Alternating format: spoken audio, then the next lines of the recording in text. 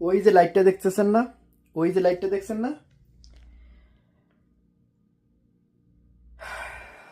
অন্ধকারের রুমে ওই লাইটটা জ্বালাই শুয়ে আছি।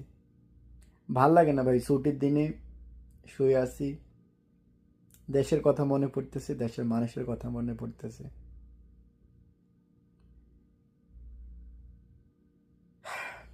আসলে স্বপ্ন, পরিবারের জন্য এত কষ্ট, এত ত্যাগ,